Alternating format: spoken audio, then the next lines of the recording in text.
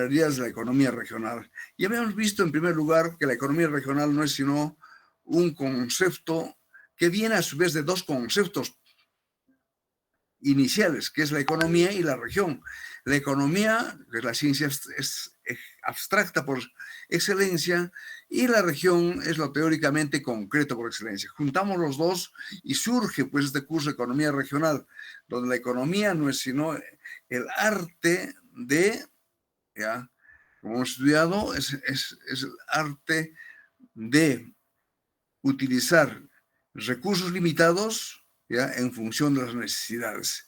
Y la región, Profesor, pues, no, disculpe que le corte, ¿puede grabar las clases? el objeto de la economía regional es su propia región, el estudio de la región, y ver allá los lógicos concurrenciales. También hemos visto que la finalidad de la economía regional, ya la final, en última instancia, ¿para qué estudiamos? Para proponer políticas de desarrollo. Simplemente no es estudiar por estudiar, sino estudiamos para transformar una región y hacer esa región más vivible, ¿no? Entonces, que haya políticas de desarrollo. Entonces, ¿qué es desarrollo por ahora? Vamos a entender desarrollo como, ya, como un proceso de cualificación del ser humano, de búsqueda del bienestar del ser humano, ¿no? Y eso se logra a través de, ya, a través de las capacidades de su gente, ¿no? ¿Qué autor está detrás de esto? ¿Quién es el autor del desarrollo? Amartya. ¿Cómo pedía Amartya? A ver. La compañía Jacqueline. Amartya Sen, profesor. Sen, claro, Sen. Tiene que poner mosca, Amartya Sen. Sen es que nos dice, el desarrollo es el desarrollo de las capacidades, ¿cierto? Punto. Y habíamos visto lo más importante a tener presente siempre cuando hablamos de la economía regional, hablamos de la naturaleza de una región, y la naturaleza de la región está compuesto por un contenedor y un contenido. El contenedor es el territorio que nos alberga, ¿no? Y el contenido son las actividades que se realizan en ese territorio. Ese territorio y las actividades, hay una relación pues dialéctica de contradicción, ¿no? Y vimos cómo el territorio finalmente soporta, ¿ya?, las contradicciones y las ambiciones, lo que llaman las actividades económicas, y ya la actividad económica hace, por ejemplo, que tengamos que utilizar en exceso los bosques y deterioramos y hacemos que el territorio se resienta, ¿no? Pues se vuelva cada vez más expuesto a la erosión, punto. O el territorio también cambia de fisonomía en función de actividades. Por una ladera tan bonita hacemos pasar una carretera, cambiamos, ¿no? Entonces las actividades económicas inciden en el cambio del territorio, pero también el territorio incide en el cambio de actividad económica, en el comportamiento, ¿no? ¿Ya? Entonces hay una relación, esto es lo que hay que entender, por favor. Hay una relación, tomen nota, por favor. No voy a grabar las exposiciones. Entonces, el territorio también incide en las actividades económicas. Claro, por ejemplo, estamos viviendo en el Cusco, ya encima de los 3.000 metros, en la banda de 3.000 a 3.500 metros sobre el nivel del mar. Entonces, yo no voy a poner, en ese territorio yo no me voy a poder poner a hacer una plantación de plátanos o de cítricos, ¿no? Ya mayormente, ¿no? Entonces el territorio incide en la actividad económica, incide cómo deben ser esas relaciones de las personas. Pero al mismo tiempo lo más importante es que esa forma como incide la actividad económica del territorio a su vez responde a un otro conflicto, el conflicto que siempre existe entre las personas que habitamos.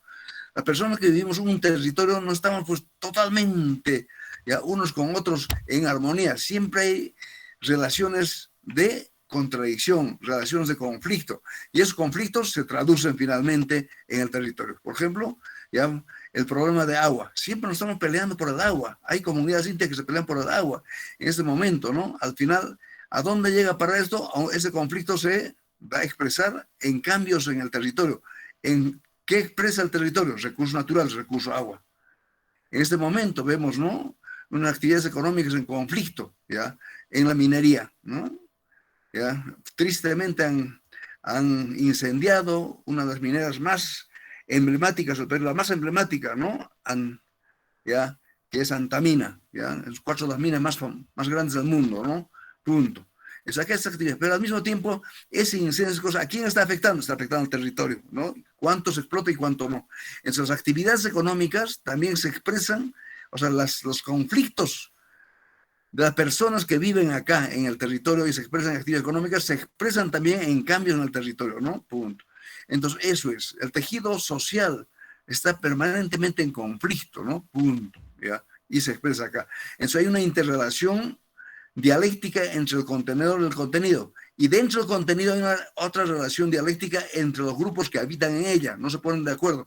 Y de esa contradicción al final también salta un cambio al territorio. Entonces hay que entender esto. ¿Alguien no ha entendido? ¿Quiere que le repita en el aula? No. Milagros Castro, ¿entendió? Está todo claro, profesor. Ya, muy bien. Ya, Rolando Yucra. Todo claro, profe. Ya, muy bien. Ya, entonces, esto es lo clave, ¿no? O sea, entender que en la región hay un territorio y hay un territorio que se llama el contenedor. Es como cuando, por mnemotecnia, ¿no? En la esquina ustedes tienen un contenedor de basura. Es una cosa de fierro. Es el contenedor. Y dentro de eso metemos toda basura, ¿no? Punto. Esa basura, güey. Igual más o menos. Igual en un territorio tienes un contenido, ¿ya? Y o cuando estamos en un aula, ¿no? En un aula, ¿ya? El contenedor es ese aula que nos está acogiendo, ¿no? Que es, ¿ya? En el cual podemos poner carpetas, poner esto, punto. Esa aula. Y el contenido, ¿quiénes son? Son los alumnos y el profesor que están sentados en ella, los profesores y los alumnos que están interactuando, punto. Entonces se entiende. Si se ha entendido esto, ya se ha entendido el 50% del examen, ya. Entonces, la región para el estudio de economía y su desarrollo no solo es un recorte, ya, un recorte territorial, bonito, ¿no? Punto, sino entender que en este territorio, acá habitan personas que tienen, ya, que tienen expectativas, personas que tienen anhelos, personas que quieren vivir mejor, personas que tienen inquietudes.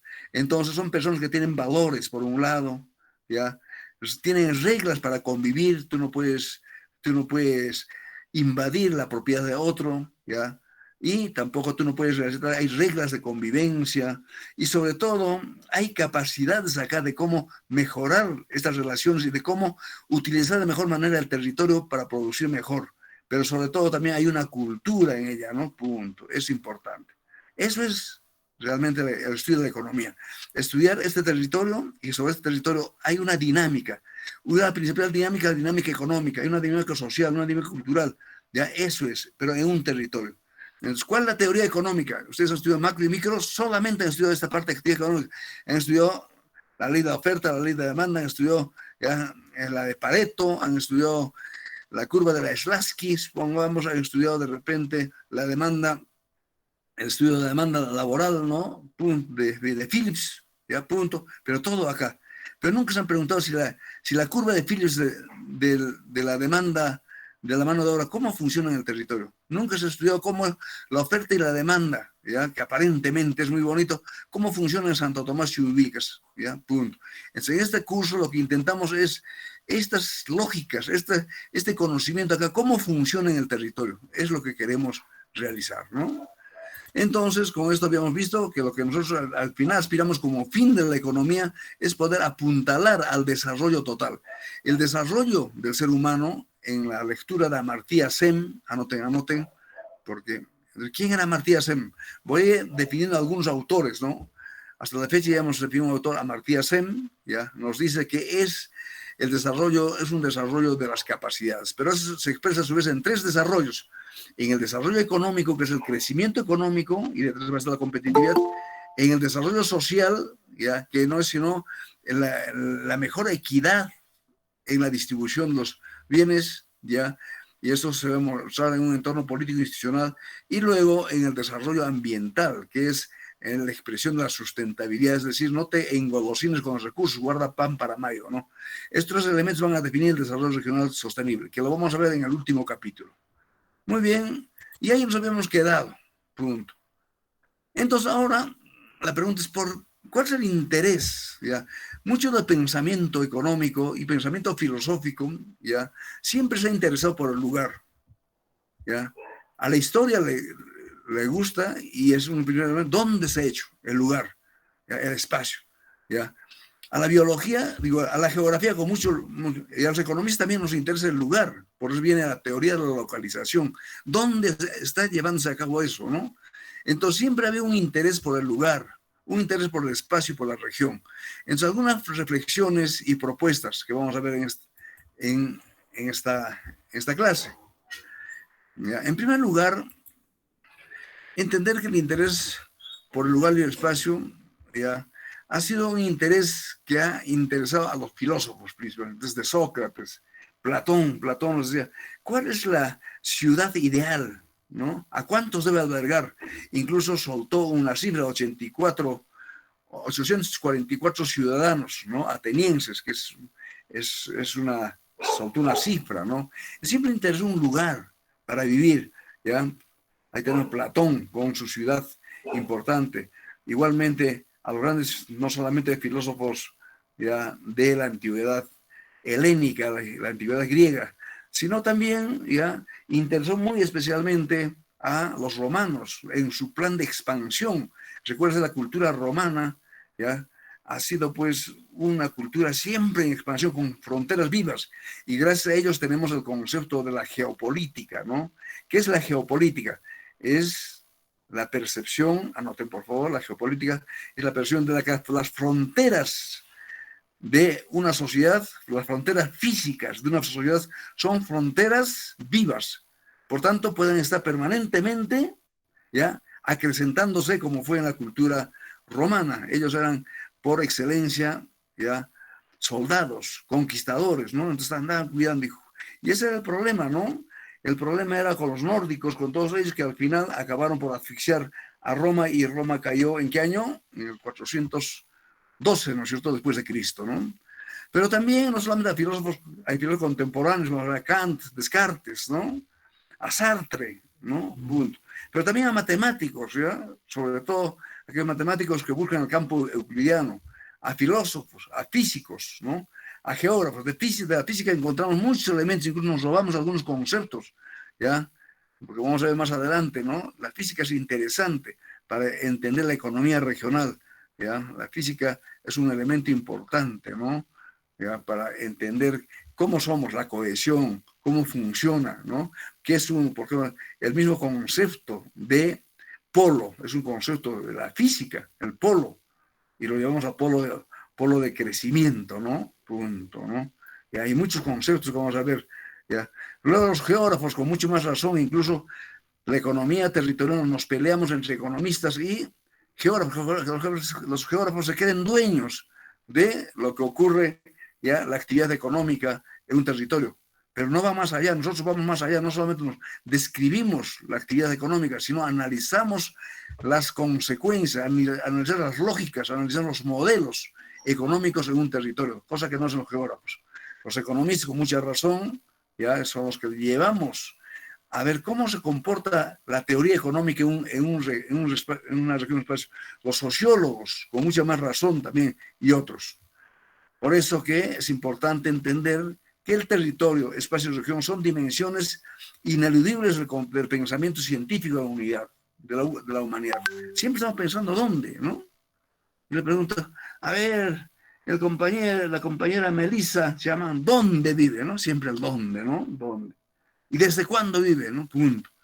¿Ya? Y ese concepto de dónde y desde cuándo ya me da una categoría, la categoría de si es migrante o no es migrante. Si está viviendo acá, ya, hace más de un año, pero ha nacido en Sicuani, entonces la persona ya no es migrante, es una persona ya es ciudadana del lugar, porque basta que un año te tengas de residencia en un lugar para que te consideres residente en un lugar. Son conceptos de las Naciones Unidas, ¿ya? Entonces, esta evolución de algunas miradas al espacio, ¿no? Quizás el gran matemático y al mismo tiempo filósofo Descartes, el padre de la racionalidad, ¿no? Que vivió entre 1596 y 1650, dijo, lo primero, pienso, luego existo, ¿no? Es racionalidad. Porque frente a toda esta corriente de que realmente somos nosotros imaginación, somos idea, y a partir del pensamiento de Platón, ¿no? Y muchos idealistas, él salió y dijo, no, desde el momento que hay alguien que piensa, entonces puede decir que existe. Y si existe, está en un lugar, ¿no? Está en un lugar. Entonces, Descartes dice, solo existe un orden, dentro del cual todos los cuerpos coexisten dentro de un orden mental de relaciones, ¿no? El ejemplo de marinero sentado en la prueba de un barco, por ejemplo. Hay un orden, ¿no? Entonces, ya, aparentemente, ya está el marinero, está sentado y ve pasar ahí otros barcos, ¿no? Y él no se mueve, ¿no? Se está moviendo también, ¿no? Entonces hay un orden dentro del orden. Un físico importante, Newton, ya, del cual nosotros nos robamos toda la teoría de la gravedad para encontrar el punto de fluctuación económica entre dos regiones, es Newton, ¿no? Ya. Newton nos decía, hay un espacio y un tiempo absoluto, ¿ya? Hay un espacio y un tiempo absoluto que los seres humanos no conocemos y usamos como sustituto de lugar y duración. Entonces, la persona empírica habla de un lugar y de una duración, pero la persona que empieza a teorizar, ese lugar empieza a darle una connotación abstracta y él encuentra el concepto de espacio.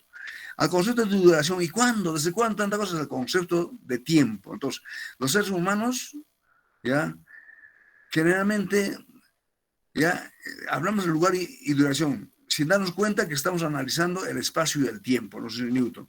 El concepto de espacio y tiempo, ya, el caso de la medición para un observador que pasó el tren y para un viajero que está en medio del transporte, ¿no? Un espacio y el tiempo. Parece que no pasara el tiempo, pero está pasando el tiempo para ambas personas, ¿no? Es importante el concepto de espacio y el tiempo. ¿Ya? Espacio como referente de un lugar y el tiempo como referente de la duración, ¿no? Y Aristóteles decía, un filósofo griego del 384 al 321 a.C., ya nos decía, ¿no? La materia está constituida por los cuerpos. Cada cuerpo ocupa un lugar y existe un espacio continente en todos los cuerpos, ¿no? Es importante, entonces, cada materia, cada elemento que existe, ocupa un lugar.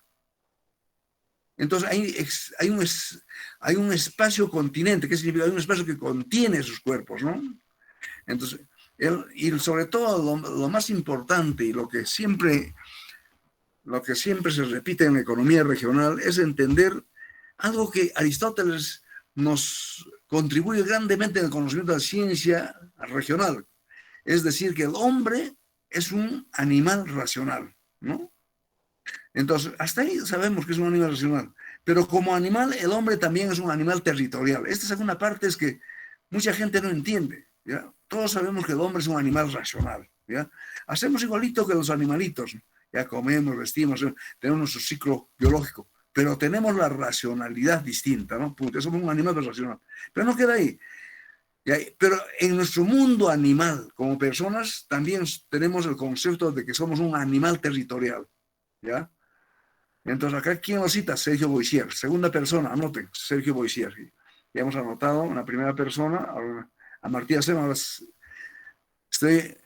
Estoy citando a Sergio Boissier, incluso invité para que este fin de semana visitaran un poco, ¿ya?, el internet y pusieran el nombre de Sergio Boissier para ver la cantidad de elementos tan importantes que escribe en economía regional y desarrollo regional.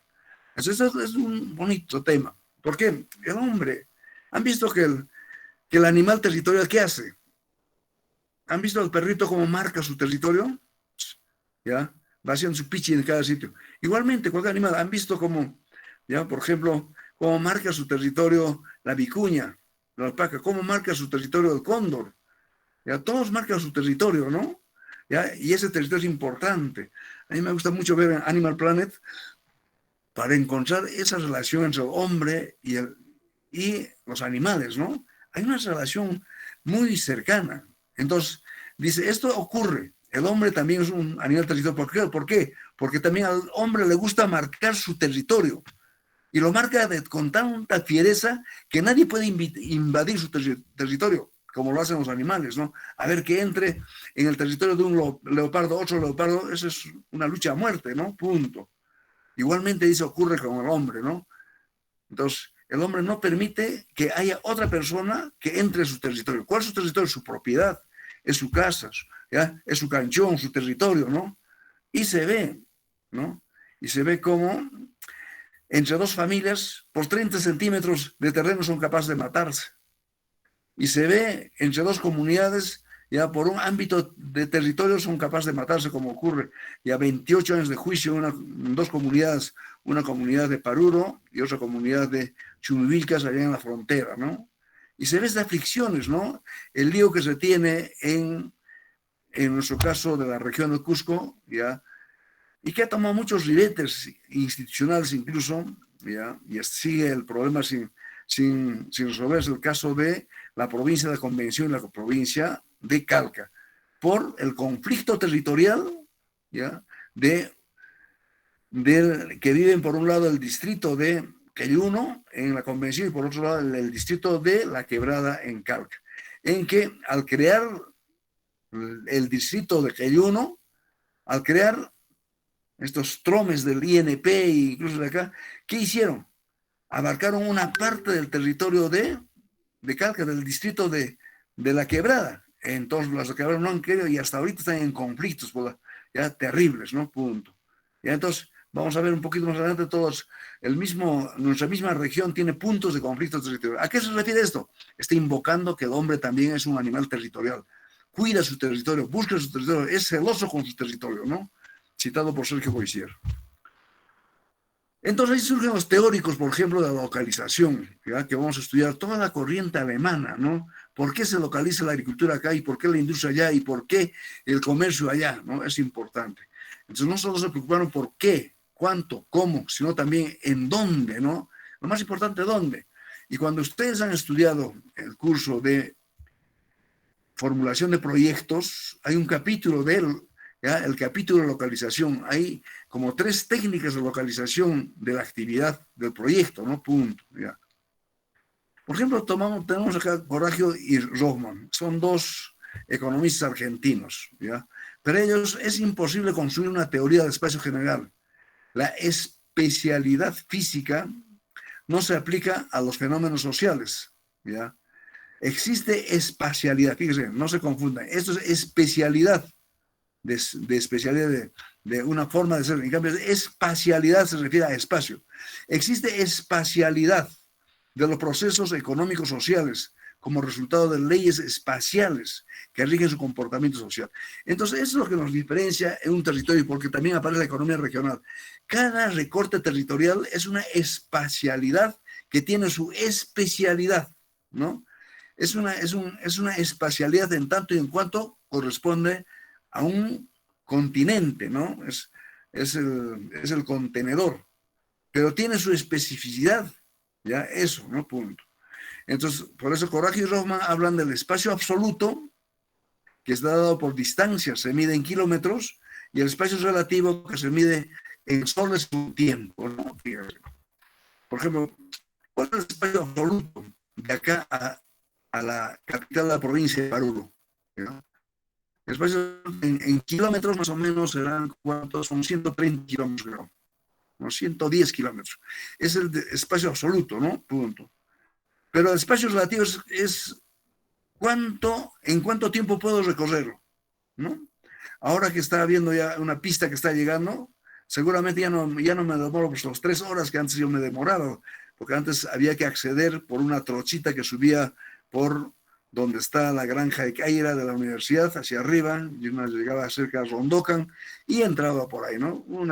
Ahora no, ya de alguna forma se han conectado a una carretera pavimentada a través de Ranglacasa, en el Devotion Aquarium, entre lo que es ya propiamente la cuenca del río Apurímac, que es la cuenca del río, del mismo río, ya, pero a la altura de Paruro.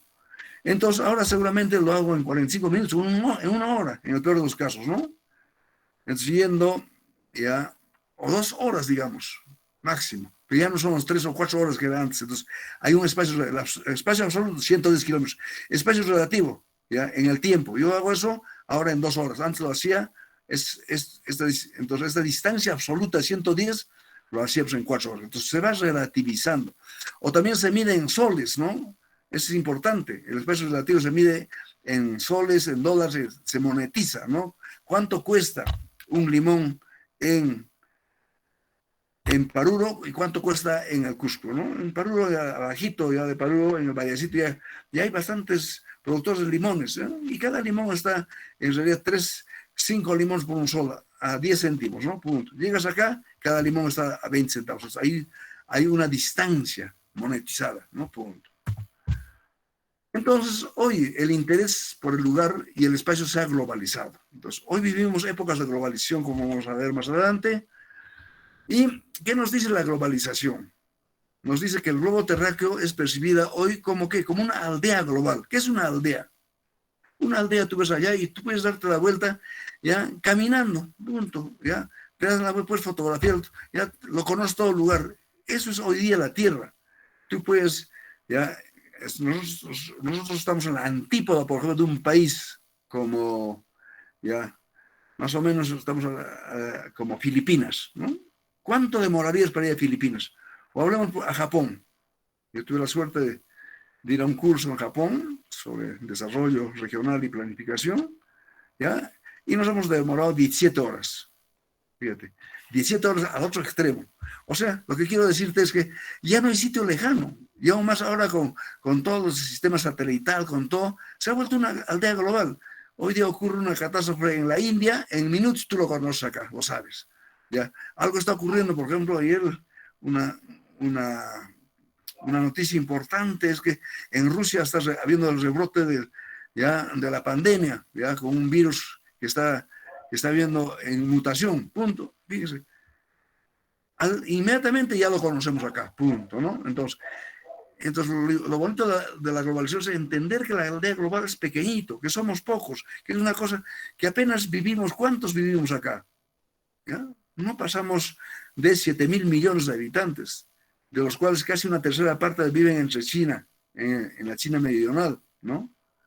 Y entre la China y la India prácticamente está un tercio de la población, ¿no? Del mundo, ¿no? Punto. Entonces no somos muchos, ¿ya? Esa es la globalización, entender que somos una aldea global. ¿Sabes lo que es una aldea, no? Una aldea es un sitiecito donde tú caminas, ves, puedes ver de lugar en lugar, lo conoces bien como eso es hoy día la tierra, lo conocemos como la palma de nuestra mano, cada lugar, ¿no? Por eso siempre es importante, al menos en este curso, voy a decir, a ver, ¿dónde queda Mongolia? ¿Por qué Mongolia tiene indicadores mucho mejores de bienestar de vida que el Perú? No obstante que Mongolia, ¿qué era? ¿Ya? Mongolia en el año 1200 aparece en la escena mundial, conquistando con Genghis Khan todo lo que es la parte del norte de la India, ¿no? ¿Ya? Pero eran unos salvajes. En 1200 nosotros ya más o menos éramos una civilización, pero hoy día miren, ¿no? Punto. Eso es interesante. Entonces el concepto de aldea global me dice que el mundo está en tus manos, puedes conocerlo, puedes ver, ¿no? ¿Ya? Y tienes el internet, ¿no? Cuando a veces tengo tiempo, me gusta, por ejemplo, ir merodeando los países, ¿no? Agarrar un país así, por ejemplo, el otro día Argelia. ¿Por qué Argelia es lo que es Argelia? ¿Qué ha pasado con Argelia, no? Y fue a raíz de por qué, ¿ya? ¿Por qué ha sido una colonia de Francia? Entonces uno aprende toda la historia, incluso de la humanidad es una historia global. Entonces, entender eso. Entonces, al entender la región, también entender la globalización. Pero hay que entender que la aldea global es muy frágil, ¿no?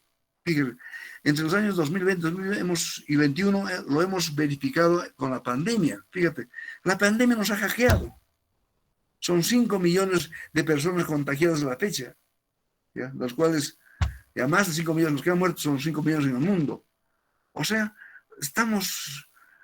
somos muy frágiles como seres humanos, ¿no? Fíjense, ¿qué ha hecho estragos la pandemia en el mundo? ¿No? Punto. Y cualquier otro elemento, porque ahora ya se nos avecina otro elemento terrible, que es el calentamiento global. El globo terráqueo está calentando, no sabemos qué va a ser al año 2050, ¿no? Punto. Somos muy frágiles, ¿ya? Y vamos debilitando con una actividad, ¿ya?, de permanente erosión, de permanente ataque al mismo planeta cuando quemamos, cuando deforestamos, cuando ensuciamos el agua, etcétera, etcétera, ¿no? Punto. Justamente estos días, o ayer debió inaugurarse ya uno de los encuentros más grandes en materia de medio ambiente, ¿no? Ya que está llevando a cabo nada menos que en los países nórdicos.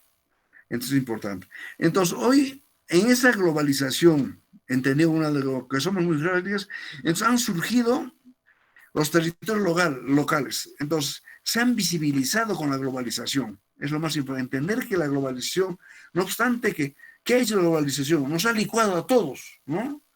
Y con la globalización, cada uno de nosotros somos simplemente somos un número en la computadora. Le digo, a ver, la señorita Cintia Cruz, su DNI, soy tal. Eso es. El día que se muera, sale de la computadora y punto, ¿no? Eso es la globalización, ¿ya? Entonces, frente a esa anomia que genera la globalización, que nos explica a todos, entonces aparece el territorio local diciendo, no, yo soy alguien en este territorio, no es que no sea nadie, ¿no? Entonces, hay una reacción frente a lo totalizante. Nos han licuado a todos, ¿no? Se nos han puesto a todos y nos han puesto ahí está, ya que es el Perú, son 32 millones de habitantes. ¿Qué interesa? ¿Quién es Juan Pablo, etcétera? ¿Ya? Entonces nos han licuado a todos. Entonces reaccionamos y decimos, no, yo no soy como todos, yo tengo un sitio, yo nací en un lugar, en un distrito. Por eso os he dicho, lo primero que cuando me he presentado he dicho, yo nací porque era en el distrito de Surite, provincia de Anta, departamento de Cusco, yo nací allá, punto. ¿Ya? Y por tanto tengo vecinos, tengo gente que me conoce, ya sabe quién soy, punto, ¿no? Entonces, frente a la globalización, reacciono, frente a las que nos han licuado, todos reacciono, y por diferenciación digo, somos distintos, ¿ya? Tenemos una cualidad intrínseca, que es el género humano, somos distintos. Y es una cosa muy bonita del ser humano, ser distinto del otro. Si hubiéramos estado en el aula, hubiéramos estado las 32, los que hemos asistido acá son 30, bueno, habrá unos 25 personas, hay 5 ausentes, ya. Nos hubieran mirado unos a otros, estoy seguro que nadie se ha vestido, por ejemplo, igual que el otro. Porque es nuestra naturaleza humana, el ser distinto del otro, uno tiene que ser distinto. Y esa distinción hoy es un atributo del crecimiento económico, vamos a ver, hay que ser diferentes, ¿no? Y eso es lo que guarda la diferencia. Y las chicas saben, ¿no? Este pata sí es diferente, porque la diferencia hace la distinción, ¿no? Punto. Entonces, eso es lo que... Entonces, ¿qué significa esto? ¿Ya? Que no tenemos por qué ser un número más de la computadora. Tengo un lugar, ¿y dónde es el lugar? Es un territorio pequeño, puede ser un distrito, puede ser una provincia, puede ser una región, y ahí aparece lo regional, lo local, ya como un elemento, ¿no? Entonces, surgen nuevas categorías. Entender que lo local está fuertemente condicionado a lo global. Entender que lo regional está fuertemente condicionado a lo local. Lo que pasa en el mundo global se replica en el mundo local. Entonces, en el mundo local tenemos que aprender a llevarnos bien con el mundo global, ¿no? Punto. Entonces han surgido nuevas categorías, como es la globalización y la mundialización. Y la nueva categoría es la localización. Al mismo tiempo tenemos que procurar ser globales y ser locales. Ser globales y ser locales. Ser locales significa aprender de nuestra localización, que somos parte de un vecindario, que tenemos una cultura propia, que tenemos identidad propia, etc. Y de la globalización tenemos que aprender en lo pequeño a llevarnos bien con la globalización, en términos de que en la globalización también hay virtudes, hay elementos que surgen, por ejemplo, ya que están surgiendo las grandes tendencias importantes, por ejemplo, las tendencias globales, la tendencia, por ejemplo, ambientalista, la tendencia de la igualdad de géneros, igualdad de hombre y mujer, de oportunidades, la tendencia de los derechos humanos, la tendencia de respetar a los ancianos, la tendencia de que lo primero son los niños, una serie de elementos, ¿no? Entonces, tenemos que aprender las culturas globales en el nivel local. Por ejemplo, una tendencia importante, por eso les exijo, ¿ya? Yo he podido pasar, y he pasado también más rato, por ejemplo, por versos, primero la chilena, he estudiado allá mi maestría, he hecho cursos en un curso muy importante sobre desarrollo local agrícola, he hecho en Francia, y luego he hecho un curso ya en el mismo Japón, ya en una ciudad. Donde he estado, y he percibido como una tendencia, que acá no saben valorar, es la tendencia a la puntualidad. Y entender que la puntualidad es un elemento que no cuesta finalmente, sino muchas veces de desidia, ¿no? Es la puntualidad. Si tú no llegas puntual, estás agrediendo a alguien que ha llegado puntual, y sobre todo estás poniendo estás poniendo en duda tu persona porque no has cumplido con tu palabra, ¿no? Por eso exijo siempre la puntualidad y voy a exigir, ¿no? Y cuando yo no sea puntual, llámeme también la atención a mí, que soy profesor. Profesor, estás llegando tarde, punto. El día que llegue tarde voy a llamarles previamente para estar los delegados de curso y recordar a nuestra delegada 1 es la señorita Tatiana Palomino y nuestra delegada 2 es la señorita Erika Cami, que veo que ya les ha dejado también un mensaje en vuestro Meet, ¿no? Punto. ¿Ya? Entonces se entiende. Entonces esa relación entre lo global y lo local. ¿Ya? Es entender que cada persona tiene un apellido, un nombre, ¿no? ¿Ya? Es lo más importante. ¿Ya? Y retomando el famoso verso, ¿ya?, de un gran escritor, ¿ya?, García Márquez, ¿no?, que nos decía, pueda que esa persona, por ejemplo, cuando una persona que cualquiera, lo que sea, pueda que esa persona no sea nada para la globalización, para el mundo, ¿no? Pero para alguien esa persona es su mundo, ¿no? Eso es. A ver, tu mamá. Tu mamá no es nada para el mundo, para la globalización, pero para ti es tu mundo, ¿no? Punto, es así. Y eso, pues, eso se nota claro. A mí me gusta, de paso, cada que puedo veo una película de Cantinflas, se llama El Doctorcito, ¿no? El doctor, ya que trata sobre este médico de pueblo que viene a hacer su estancia y su especialización en un hospital de primera en México, ¿no? Y ahí lo que es una cosa muy bonita es que cada paciente no es un número. Llévale el agua al 315, lleva la pastilla al 415. No, cada persona tiene un nombre, responde a alguien. Y es lo que nos dice la localización, el territorio. Hoy ese señor no es un punto en la computadora, tiene un nombre, tiene un apellido, responde a una familia, ama a alguien, punto, ¿no? Eso es. Entonces entiende esa relación entre lo global y lo local, esa localización, ¿ya? ¿Se entendió? ¿Seguro? ¿Ya? A ver, Abel Carrasco, ¿se entendió? Sí, profesor. Muy bien, ya estamos en clase, entonces estamos atentos. Josep Rado, ¿se entendió? Josep, Sí, profesor. ya. Voy a estar llamando porque la gente prende su pantalla y se manda a jalar. ¿Verdad? Punto. Entonces yo voy a estar llamando permanentemente. Entonces con eso hay que recordar que estamos en un nuevo escenario contextual para el estudio de economías regionales. Justamente ese escenario es de lo local a lo global y de lo global a lo local, ¿no? Entonces no podemos decir todos somos del distrito de Pichari, punto, ¿no? ¿Qué significa Pichari en lo global? O somos de la región del Cusco, ¿y qué significamos en el mundo global? O el mundo global, ¿qué tiene que ver con nosotros, no? Punto. Entonces tengo que ver qué escenarios están en este momento. Y muy rápidamente, ¿no? Hoy, en el siglo XXI, existe pues un nuevo escenario contextual del desarrollo regional y local. Ya ni siquiera a inicios del siglo XX. Del siglo XX ya nos hemos consumido ¿qué porcentaje de años? El 20%, ¿no? Ya estamos en el año 2021. O sea, ya 21 años nos hemos consumido. Pero pocos todavía sienten que estamos en el siglo XXI. Seguimos con lógicas del siglo XX, ¿no? Pero ya estamos en el siglo XXI y hay un nuevo escenario para el desarrollo y para el estudio de la economía regional. Esto se va definiendo nuevas realidades en las regiones. ¿Cuáles son las nuevas realidades en las regiones, no? Estos nuevos escenarios de la economía regional, ¿ya?, que hay que entender en el mundo globalizado, es que en el mundo globalizado, para entender la economía regional, tenemos que entender en un escenario contextual, en un escenario estratégico y en un escenario político. En este mundo, ya nosotros no somos una isla, no somos pues, Cuba, que se trata de cerrarse a sí mismo, no punto, ni somos Corea del Norte. Somos una sociedad abierta. Y aún así, cuando somos una región subnacional como la región Cusco, como la región Apurímac, la región Madre de Dios, puede ser cualquiera de ellos, tiene que ver con estos tres elementos, tres escenarios mundiales que están pasando.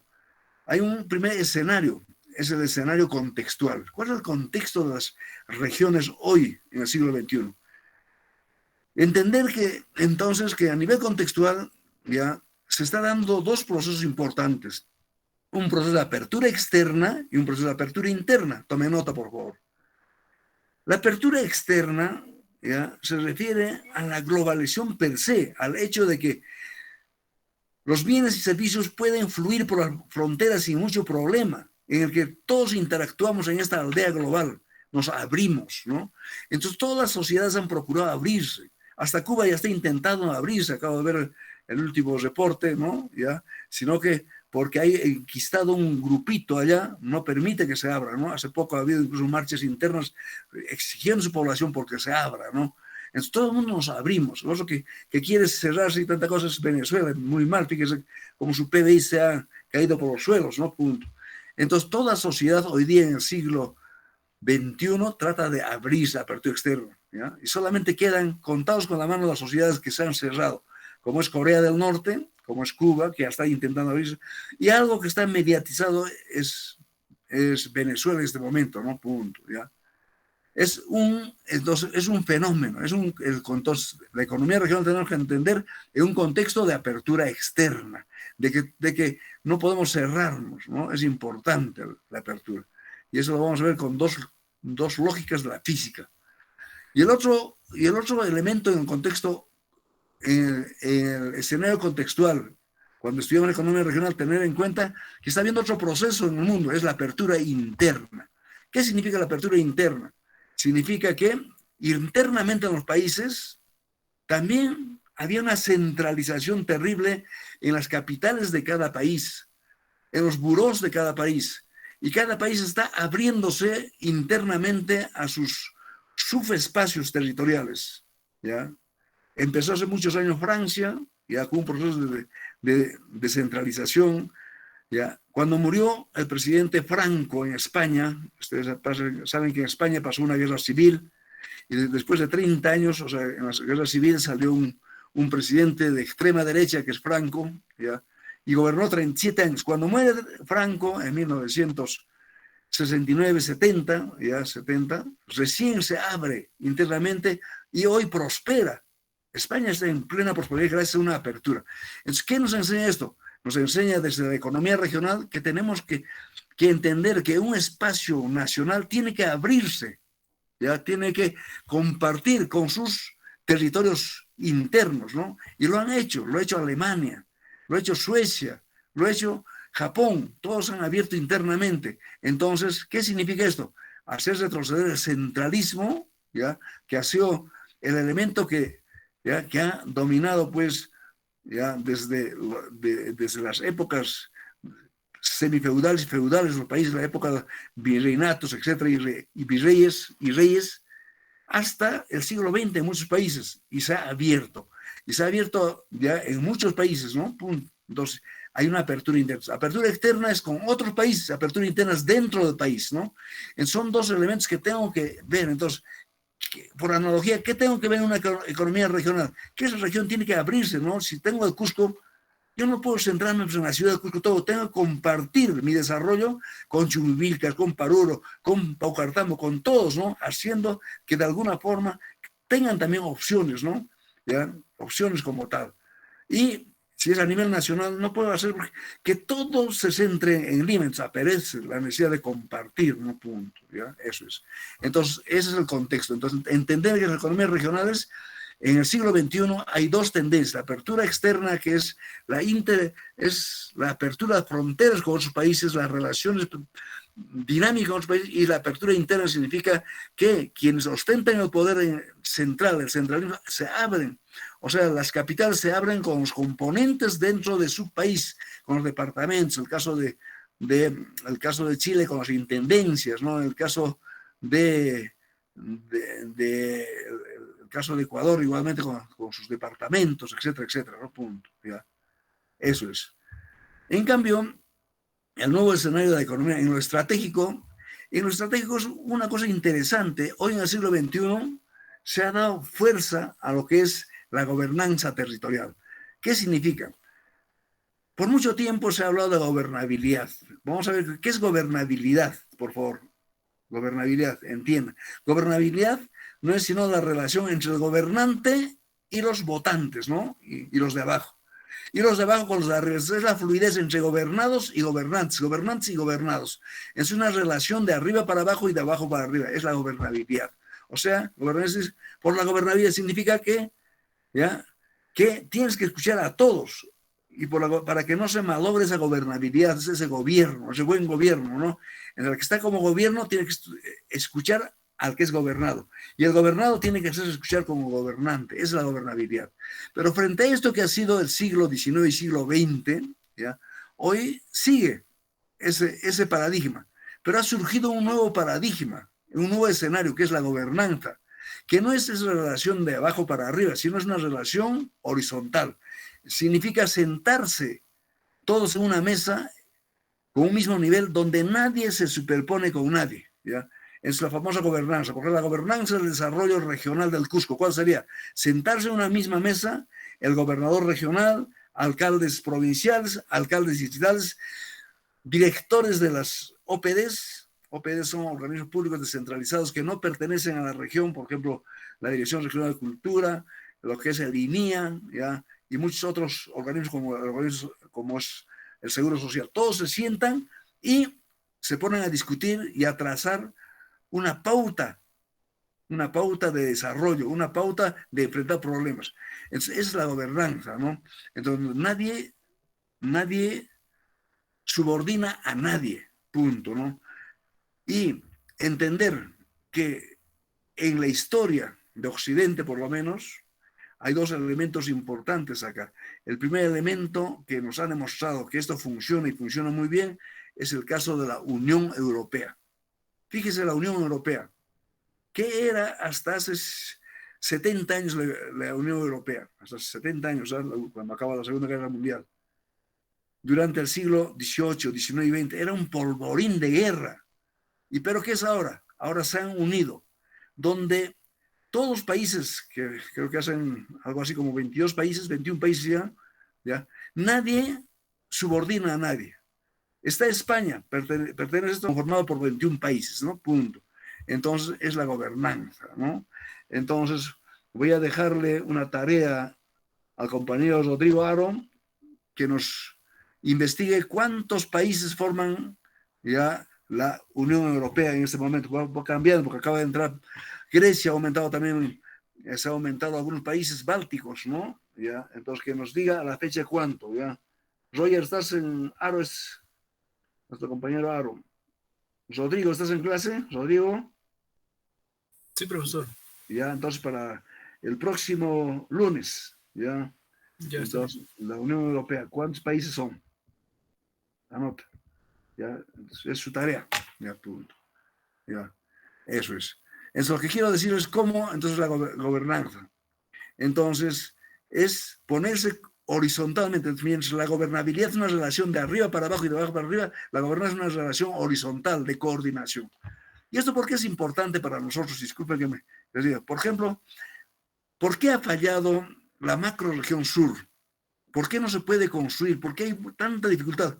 Porque siguen pensando en ese concepto de gobernabilidad, ¿ya? Y uno cuando lee el plan de desarrollo de Arequipa, por ejemplo, porque la macrorregión sur tiene que ser formada por 7 regiones, ¿no es cierto? Conocemos Apurímac, Cusco, Madre de Dios, ¿ya? Arequipa, Moquegua, Tacna, ¿ya? Punto. Son 7 regiones.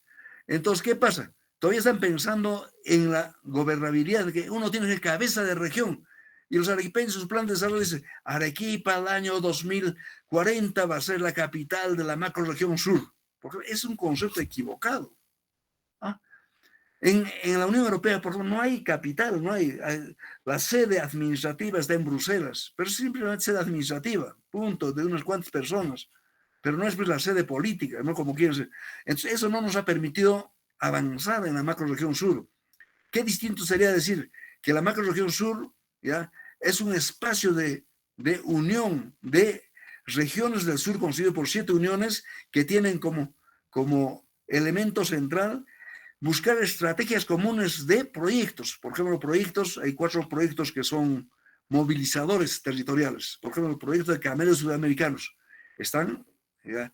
De las 7 regiones están 6, por lo menos la única que no está ahí es Madre de Dios. Pero hay otro proyecto movilizador que sí involucra a las 7 regiones. ¿Cuál es? Por ejemplo, el turismo, ¿no? ¿Cómo hacemos un turismo entre los 7? ¿Cómo nos retroalimentamos? Punto. Se trata de eso, ¿no? ¿Cómo uniformizamos, por ejemplo, nuestras relaciones entre ellos? ¿Cómo hacemos hacemos una suerte de que optimicemos nuestros recursos, ¿no? Punto. Eso es, ¿no? Ya. Entonces, fíjese, es tan importante la gobernanza. Entonces, el escenario estratégico del siglo XXI hoy es la gobernanza territorial. La gobernanza, sentarse como tal, ¿no? Y realmente eso a veces se lleva mal, por ejemplo, entonces, a veces, por ejemplo, el problema del corredor minero, ¿ya? Entonces hay que formar una mesa de concertación. Está bien, eso empieza por lo que es la gobernanza. Pero no hay que quedarse en lo literal, en el engañamuchachos. Eso tiene que generar resultados. Yo me acuerdo cuando entró el expresidente Vizcarra y era el ministro de Transportes. El ministro Corredor dijo, acá hay que armar un plan de desarrollo territorial interesante. Yo me entusiasmé. Entonces intenté buscar en el internet cuál era su plan. Y este plan, este pata no tenía. La PCM, tanta gente trabaja y no hay un plan de desarrollo territorial. Y la cosa era muy sencilla, ¿no?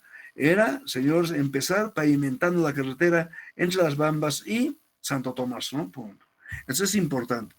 Por eso que el segundo elemento es que es la gestión y negociación. Señores, un elemento del siglo XXI no es entrar en el paro, no es entrar de frente con el pie en alto, sino primero aprender a conversar, a negociar.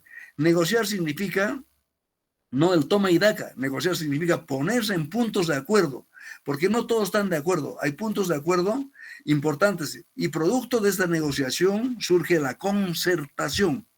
Anoten por favor, producto de la gestión de negociación surge la concertación entre las partes. Puede haber muchas partes, como vamos a ver, en una región, por ejemplo, hay unos que están a favor y en contra, por ejemplo en la región del Cusco, unos están a favor del aeropuerto internacional de Chichi, otros en contra, ¿ya?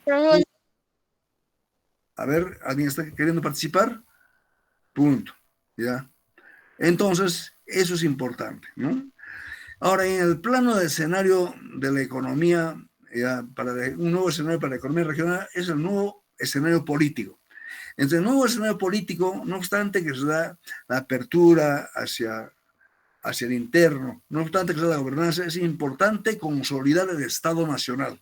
Entonces, el Estado Nacional surge hoy como una respuesta a el comportamiento de sus componentes. Un Estado Nacional está compuesto por regiones. Por tanto, si tú quieres el desarrollo regional, tienes que primero entender que tienes que impulsar el desarrollo de sus continentes, o sea, de sus componentes, cuál es el desarrollo de sus regiones. Por eso, ya en 1900, con la Junta Militar de Juan Velasco Alvarado, allá en la década de 70, se acuñó en el Perú una cita que decía, si el desarrollo nacional no es un desarrollo regional, no es desarrollo. ¿Ya? Eso era, y eso había en todas las aulas. Yo cuando estaba todavía de escolar lo veía ahí en mi aula, todo sitio. Si el desarrollo nacional no es regional, no es desarrollo. ¿Por qué no retomamos eso? Eso es lo que dice hoy. El Estado Nacional es el estado del desarrollo regional, su consolidación es fruto del Estado Nacional. Tú no puedes tener, pues, ya situaciones en un país ya que se reproduzcan lo que es la globalización. En la globalización tienes situaciones tan ricas como es Alemania, por decir, y tan pobres como es Biafra, como es Burkina Faso, como es Camerún en el África. ¿Ya? No puede ser. Eso no puede ser un Estado nacional. Es decir, lo que quiero decirte es que a nivel nacional no podemos tener un Camerún, un Burkina Faso en el Perú, como es en este momento, ya, como es en este momento Huancavelica, o tener un estado muy rico como es ya en este momento Moquegua, ya, que vive gracias al ingreso per cápita tan alto de lo que es ya su externalidad minera. ¿Cómo se llama la externalidad minera? ¿Cuál es? El canon, no el canon minero, ¿no? Punto. No puede haber contraste, tiene que haber una armonía, ¿no? Entonces, en lo político, lo que nos dice, señores, consolida el Estado Nacional a partir de las regiones. Y para eso viene el segundo elemento regional, ¿no? Que si es verdad que hay un Estado Nacional, un gobierno nacional, hay dos gobiernos, ¿ya? El desarrollo como cuestión política tiene que dar lugar a un gobierno regional, a un gobierno local. Entonces, hoy en el siglo XXI, en los países se reconoce 3 niveles de gobierno, como en el Perú. El gobierno central, el Estado Nacional, ¿ya? Que son los ministerios, el presidente de la República es el Ejecutivo Nacional. Luego tenemos el gobierno regional, que está representado por un gobernador, y los gobiernos locales, que están representados por alcaldes provinciales y distritales. Esto es lo nuevo del siglo XXI, que viene desde el siglo XX, ¿ya? Pero hoy se entiende como una armonía entre lo que es el Estado Nacional, el gobierno regional, y que tienen que ponerse dentro de lo que es el nivel de gobernanza en un estado de apertura interna y externa para poder impulsar, ¿ya?, el poder hacia el desarrollo, ¿no? Entonces, ¿por qué el poder político? ¿Qué es política? Es poder, decisión, esa decisión que impulsa el desarrollo. Pero ¿qué está pasando en este momento? Lamentablemente, en este momento estamos en un bache con un presidente que ya por defecto ha salido y no saben a dónde va, ¿no? Punto. Tiene que reforzar, ¿ya? Estos tres elementos tienen que ir de la mano dentro de lo que es la gobernanza. Entonces, estos tres elementos, estos tres escenarios son pues al mismo tiempo un desafío y una respuesta hoy día a la realidad nacional y regional en el Perú. ¿Se entiende? ¿Se ha entendido este cuadro? ¿Ya? ¿Se ha entendido? La compañera Rocío Alfaro está en clase. Rocío. Sí, profesor. Sí, profesor. ¿Se entendió? Ya. Se entendió que hay tres niveles de gobierno, ¿ya? Que no es que nuevo, pero lo nuevo es que los tres tienen que ir de la mano dentro de lo que es la gobernanza, ¿ya? Es lo importante. Jacqueline, ¿se entendió, Jacqueline? Sí, profesor. Ya, esto es importante. Manéjalo esto para todos los cursos, ¿no? Esto es lo nuevo. Luego, el otro elemento importante que tenemos que saber, ¿cómo es que la ciencia regional avanza? ¿Cómo toda ciencia avanza? A partir de la investigación, y la investigación tiene que generar conocimiento nuevo. Entonces, ¿cuál es el conocimiento nuevo de la ciencia regional? ¿Cómo es la ciencia regional, ¿no? ¿Cómo es la base del conocimiento? Entonces, este gráfico igualmente ayuda a simplificar por lo menos 10 carillas de escritura. Dice, ¿cómo se conocen, cómo avanza la ciencia? Entonces, todo lo que es investigación, ustedes ya han llevado el curso de metodología de investigación, debe producir un conocimiento. Y ese conocimiento debe permitir, ¿ya?, dar cuenta de una realidad empírica. La realidad empírica es una región, punto, ¿no es cierto? Entonces, ¿cómo conocemos en la ciencia regional?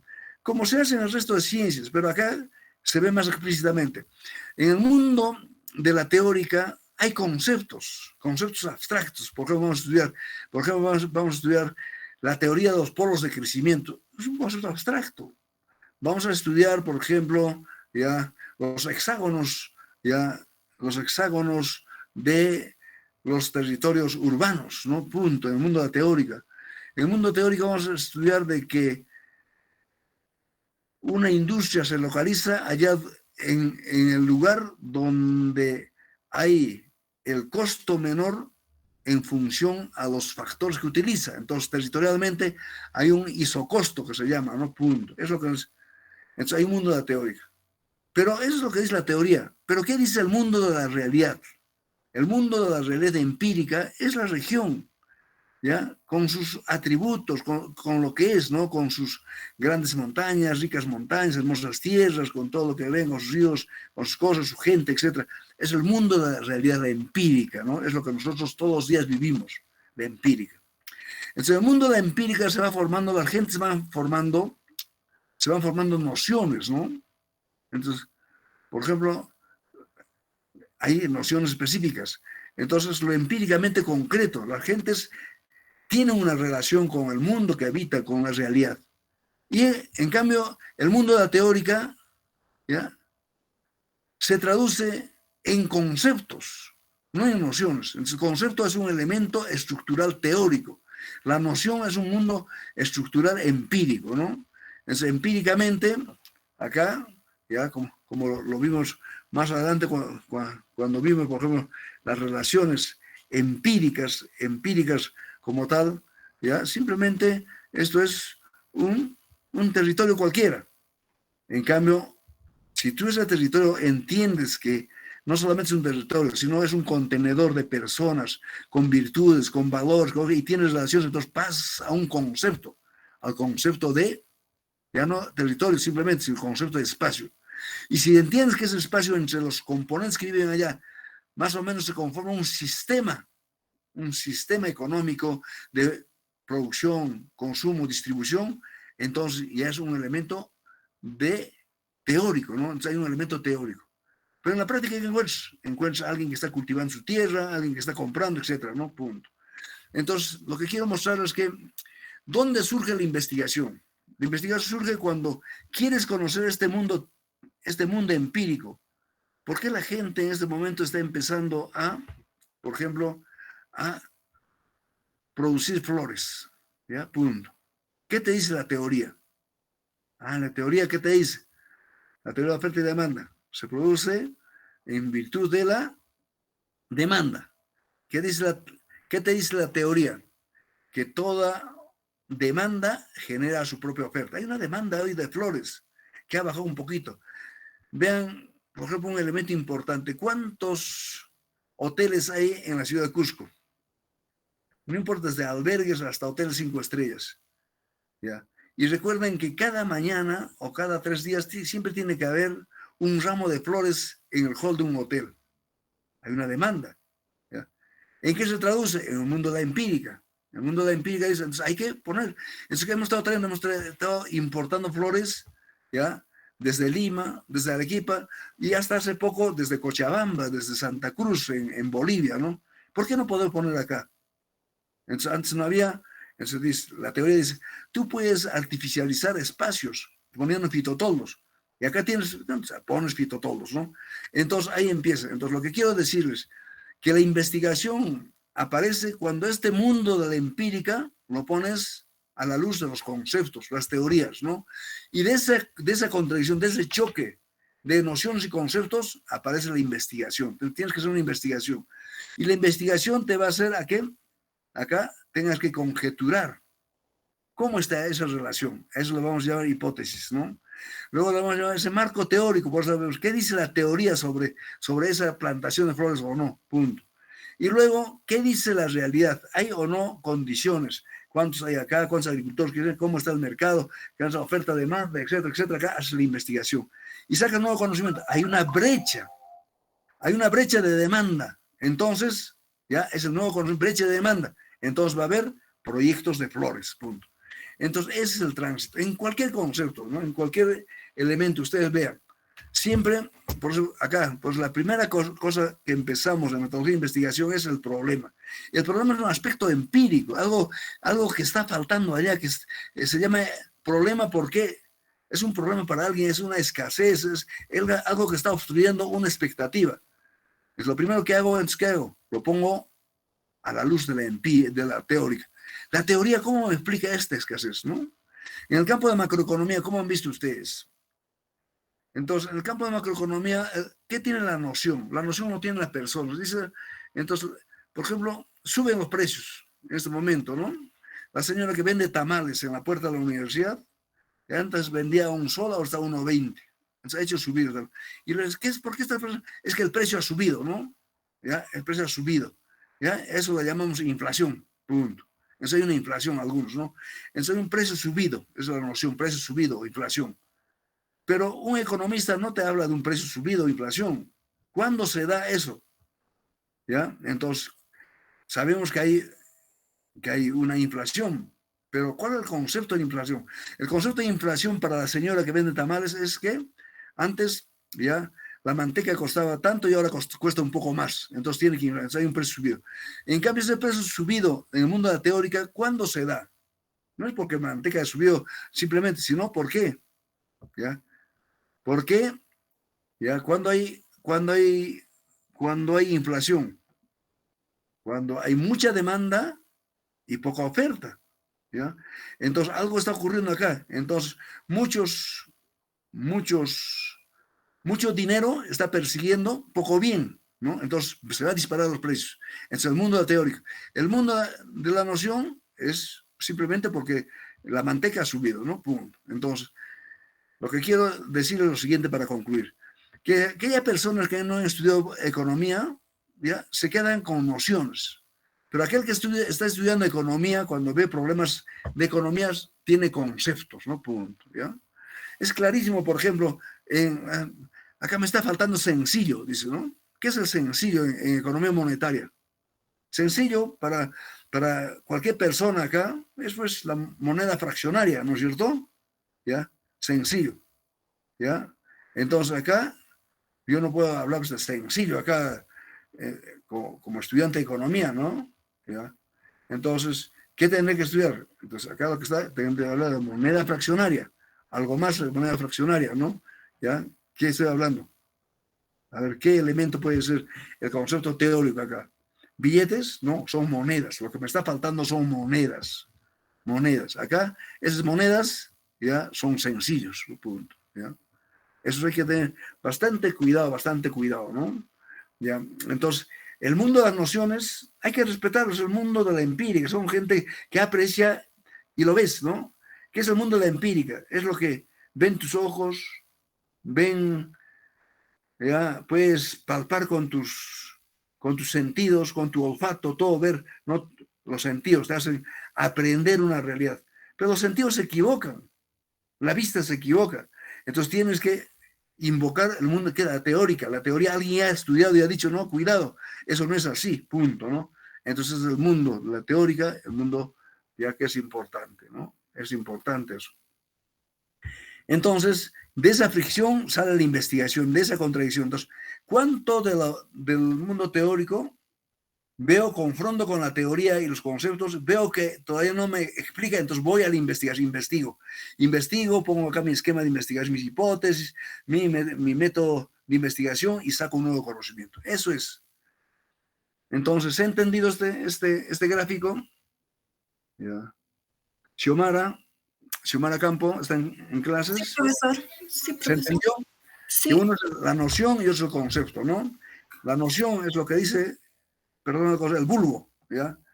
Y en cambio el concepto lo dice aquella persona que está estudiando el concepto, ¿ya? Correcto.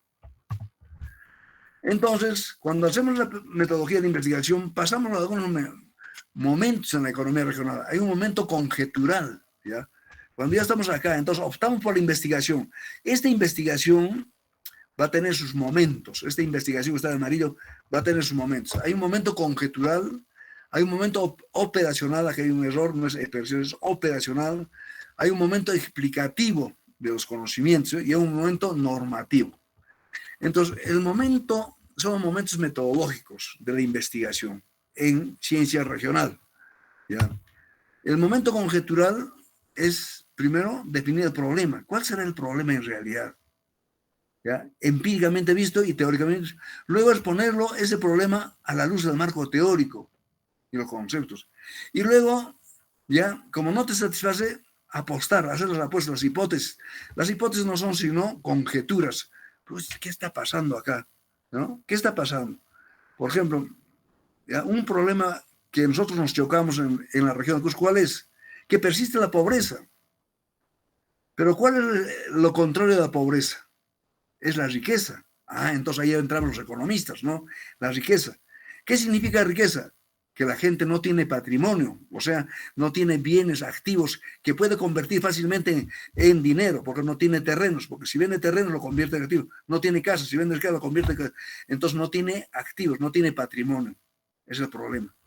Pero ¿por qué no tiene patrimonio? Tanto que ha entrado 33,000 millones de soles, 33,000 millones de soles, ya entró ya por concepto de canon gasífero.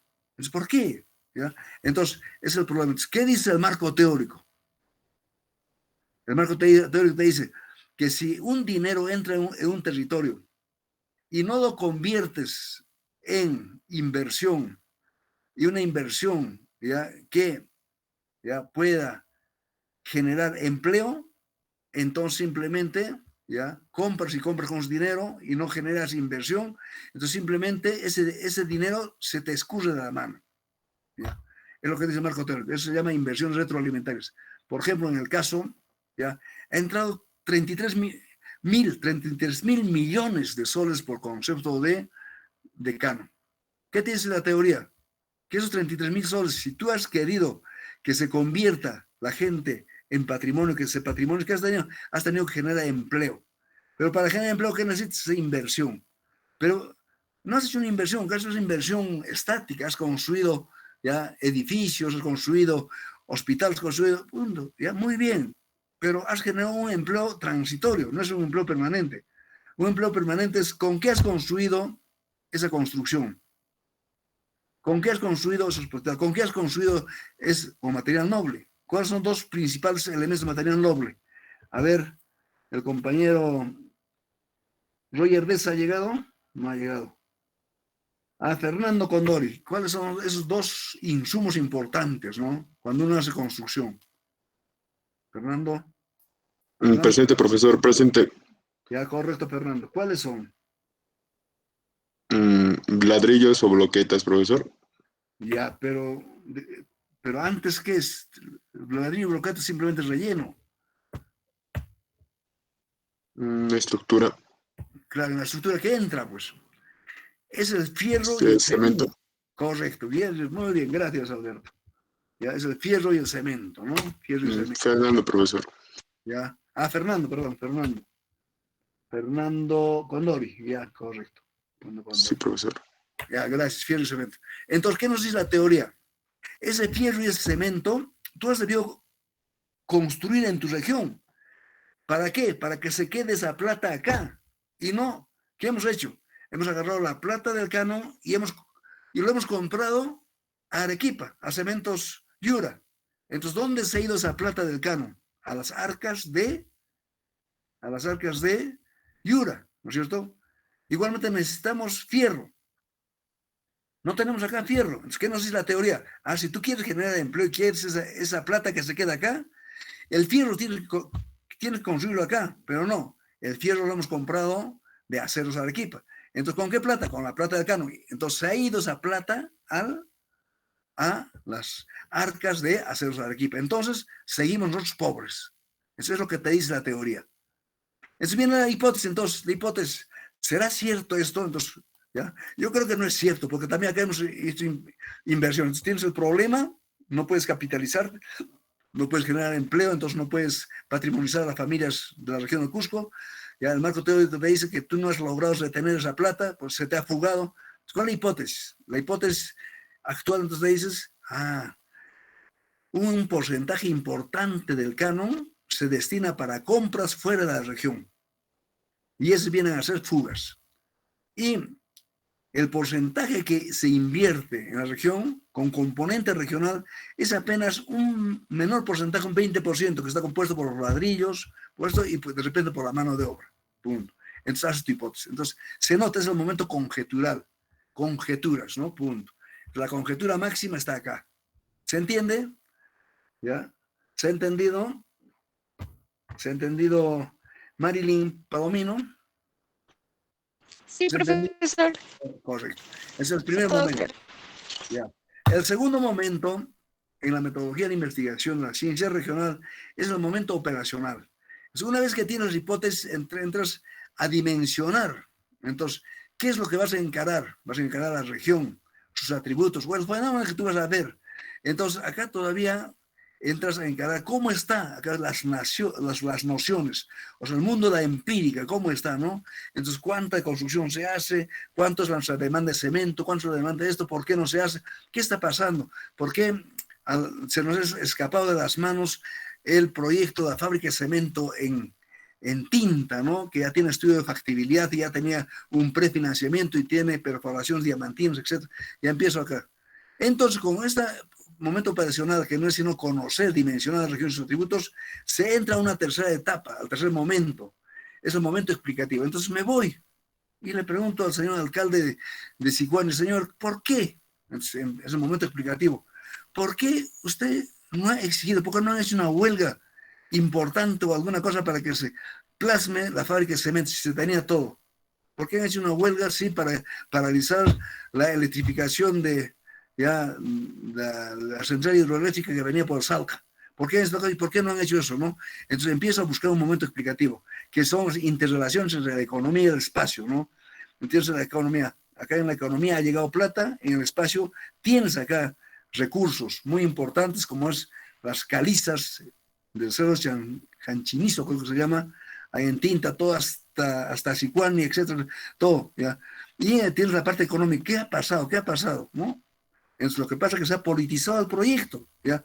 Por ejemplo, yo conozco muy de cerca, entonces se ha soterrado el proyecto y se ha nublado por intereses de otras economías, como son las economías arequipeñas, sobre todo ya no le interesaba, o sea, cerró el caño desde un inicio la fábrica de Yura, porque si teníamos nosotros acá nuestra fábrica de cemento, hubiéramos estado exportando cemento a Brasil, ¿no? Punto, ¿no?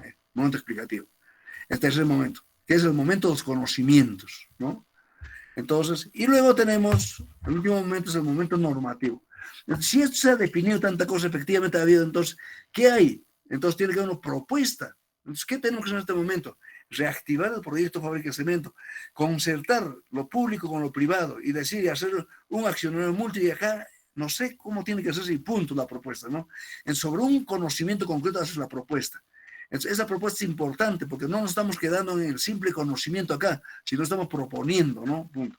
Hasta acá vuestra tesis, pero la tesis siempre hay lo que se llama la parte, después de sacar a la conclusión hay recomendaciones, la parte normativa, incluso debe ser esta parte. Entonces, en economías de desarrollo regional siempre llega hasta los consensos, punto. Entonces, tenemos un primer momento, los conceptos. Luego, chocamos con las nociones, ¿no? Lo que es, de los dos vemos los conocimientos, ¿no? Cómo es la realidad. Y después de conocer los conocimientos de que hay obstrucción por tal cosas, entonces buscamos los consensos para buscar caminos alternativos. Ese camino se llama en la metodología de investigación de economía como el método hipotético deductivo propositivo, ¿ya? O sea, hipotetizamos cómo es el problema, demostramos que esa hipótesis es verdadera o falsa a partir de una deducción y luego proponemos, ¿ya? ¿Cuál debe ser el camino alternativo? ¿Ya? ¿Se entendió? ¿Se entendió este elemento? ¿Ya? A ver, a nuestra compañera Paula Porcel. ¿Está Paula en aula? Paula a la 1, Paula a las 2, Paula a la 3. Paula Porcel, le voy a tener que poner. No llegó, pues está. Faltó Paula Porcel. ¿Ya? Pero sí está Tatiana. ¿Tatiana se entendió? Sí, profesor. Ya, entonces vamos por ese camino. Primero, los conceptos, las nociones, el conocimiento y consensos dentro de esta situación. Ya, muy bien. Y con esto, pues, concluimos este capítulo importante que es el capítulo 1. ¿Ya? ¿Correcto? Listo. El capítulo 2 tiene por objetivo justamente analizar qué es el territorio, qué es el espacio y qué es región. Fíjese, todavía no he entrado al concepto de región como tal. Estamos deduciendo, haciendo deductivamente, ¿no? Desde lo más empírico es el territorio, lo más construido, lo inmediatamente construido el espacio y luego la región, ¿no? Punto. Luego vamos a ver la estructura espacial básica o elemental. Todo recorte, al final, tiene una estructura básica de economía regional. Ustedes van a Chinchaypugio, ahí van a encontrar una estructura básica. Lo primero que ustedes cuando vayan a hacer vuestra práctica preprofesional a Checa, cómo es la estructura elemental de esta región, de esta zona territorial que es Checa. O cuando vayan a trabajar, ya, qué sé yo, de repente a Echarati, bueno, cómo es la estructura espacial básica, ahí vamos a estudiar. Luego vamos a estudiar la organización del espacio socioeconómico regional, cómo se organiza.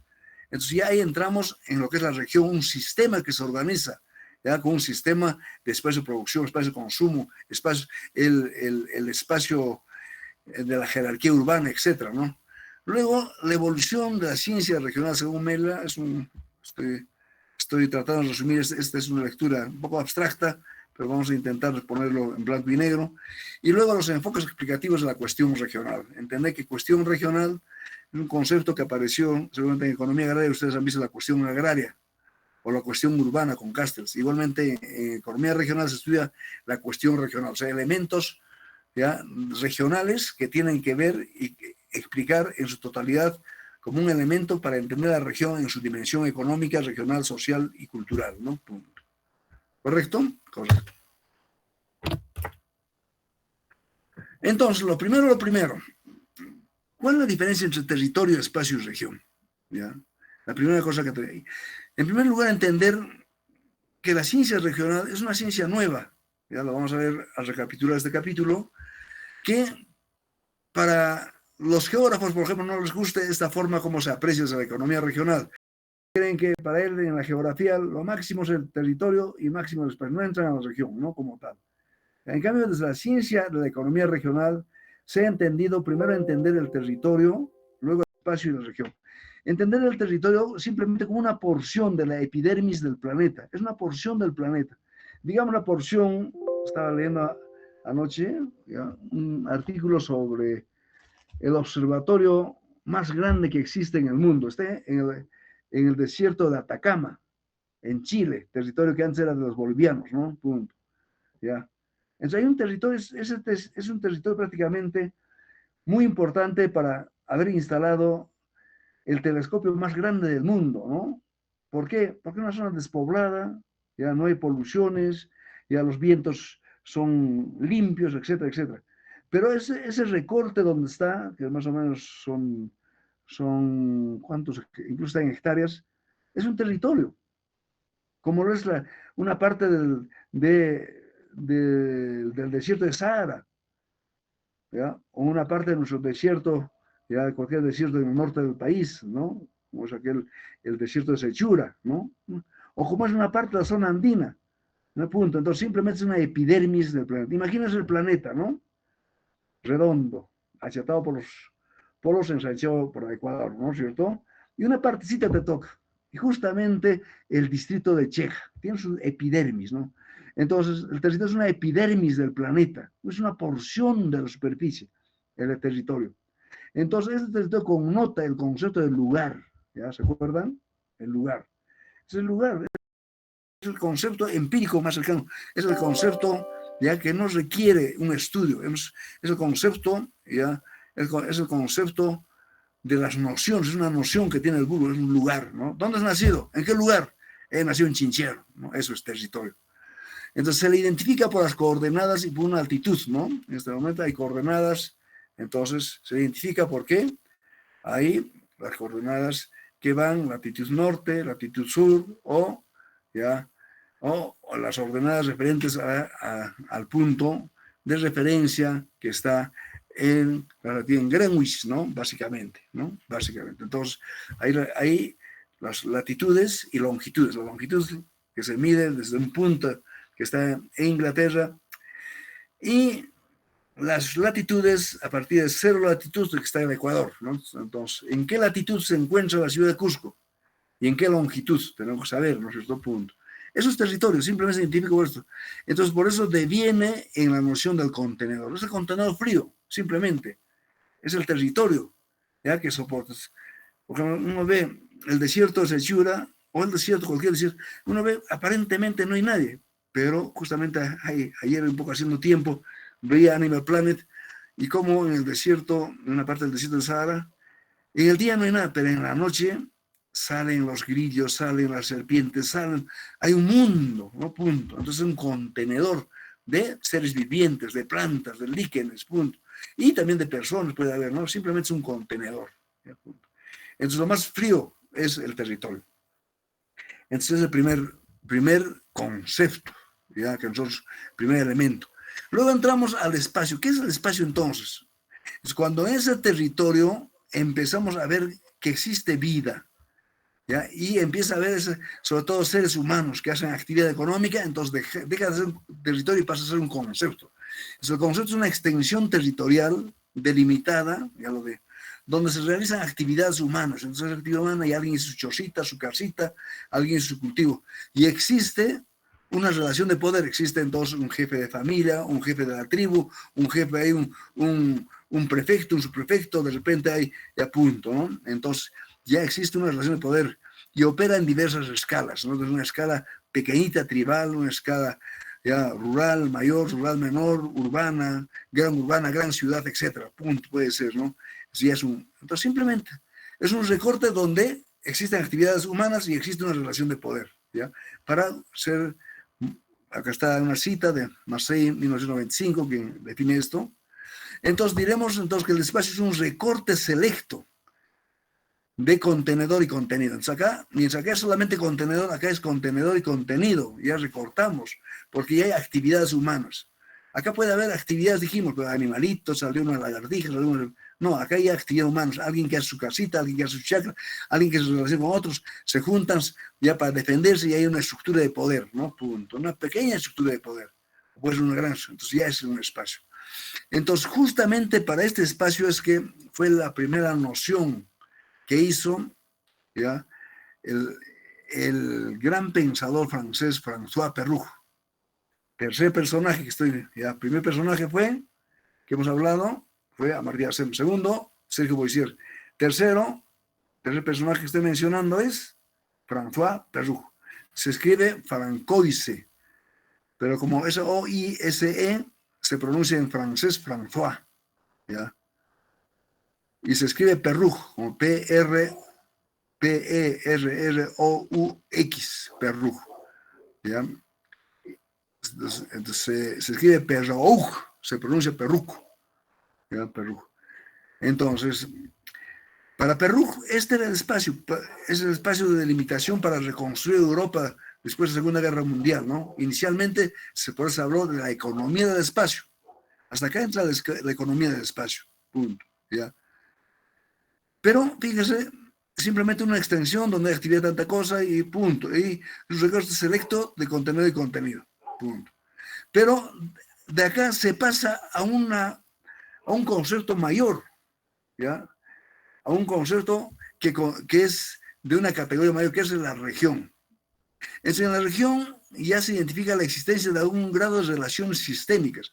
Entonces, las relaciones acá de actividades y de poder no son caóticas, no son así libres, sino que hay relaciones y hay un sistema detrás de eso.